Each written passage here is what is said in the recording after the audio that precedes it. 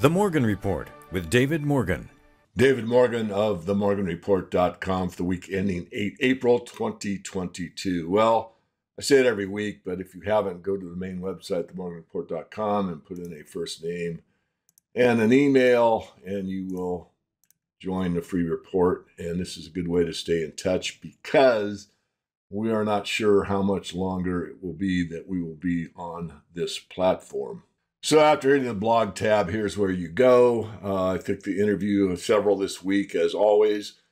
One that seems to be getting a lot of traction is always with Daniela Cambone. I did it from the 121 conference in Las Vegas, where as a keynote spoke about the silver market.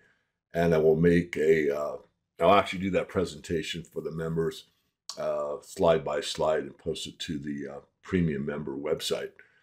Let's talk about the stock market first. Stocks have had the worst quarter in over 2 years. The month of March has been had rebounded in stocks, but even with the rebound, it was the weakest overall performance, as I said, in 2 years, which raises the big question is whether this is an up leg or a topping process. I'm getting it's a topping process. I'm a little negative and have been on the stock market probably too early, as I've told you all. We have been in a distribution phase for a long time. Lots of insiders have sold out. The NASDAQ is much weaker than the mainline numbers suggest. Also the same with the Dow.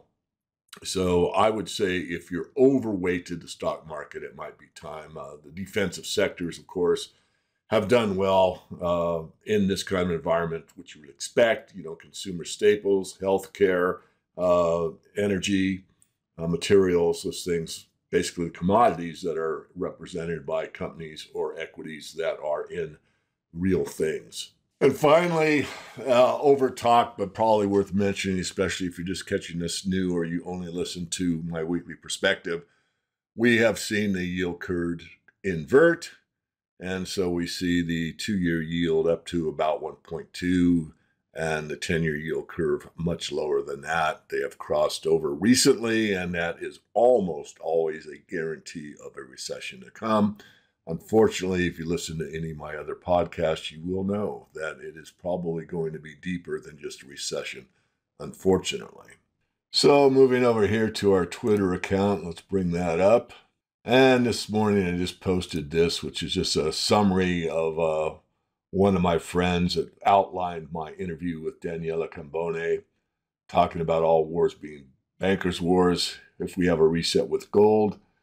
And it's the big picture is the financial system, not the war. Of course, that's not to say anything negative about the war at all.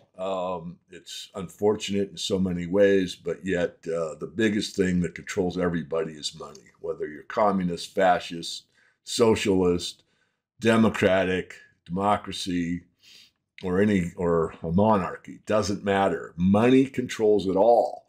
And so the big question is what's really going on in the financial system, and that's what I talked about with Daniela. Talked about the CBDCs, central bank digital currencies. You've all heard that term by now. And we know that there's 91 countries looking at them. 9 are already started, China being the lead. It will require a digital ID, and there's some disturbing thoughts about what the World Economic Forum has put out in the public domain for your determination to realize what's really going on. I talked about Bitcoin being hijacked. I've done this in the past. If you go to our website and look at the Crypto Conspiracy series, which are 20, and I'll be doing another one today, it outlines fruit to nuts, talks about Jeffrey Epstein being quite involved with Bitcoin from the very early days.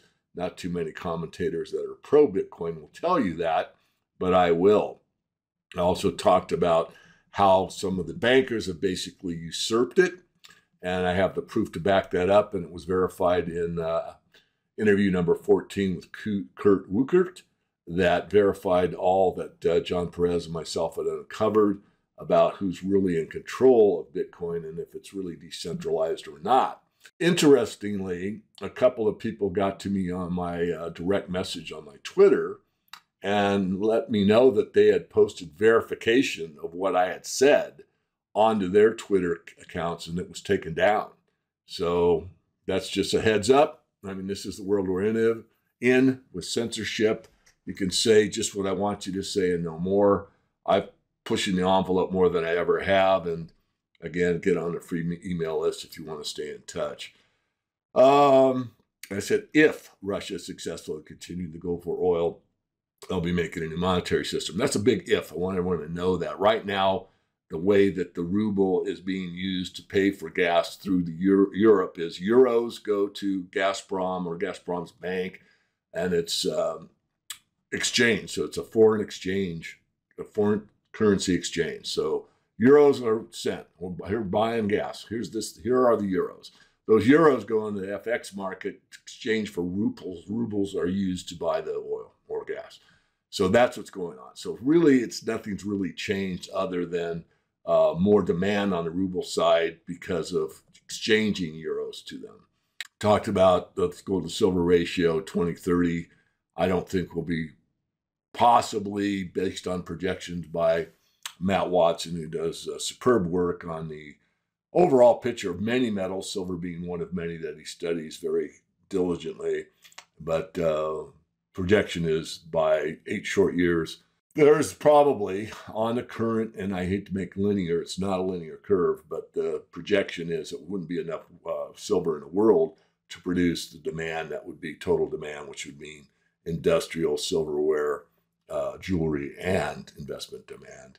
And then I talked about the resource wars coming up and what has been hinted by Russia, possibly making more of a strict tie to gold.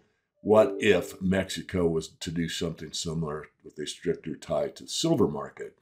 And those that have followed my work for a very long time know that Hugo Salinas Price has talked about the Libertad, the silver coin of Mexico, minted in Mexico, going alongside the peso, and for people to be able to save in silver and spend in pesos. And of course, I was favorable to that idea. I think there's 30-something states in Mexico, and I believe from the early days, from my memory, 24 states, the governors were in favor of it. The people were in favor of it. Some of the legislatures were in favor of it and still are. But of course, the banking system is not. Doesn't mean it won't happen. Good news on the LODE project today. I got off the finance committee meeting just a few minutes ago, and things are slower than I would like, but I'd rather have it right than fast. And it looks like we're going to get an influx of participation that will probably take the LODE project to the next level. That's as of today. Will it happen? I believe it will very much, but things do go awry in business from time to time. So if you're conservative, you might wait for that announcement to be announced. If you're aggressive, you might consider taking another look at the LODE project. You can go to ag.lode.one and have a look. I'll leave it there. This is David Morgan of themorganreport.com.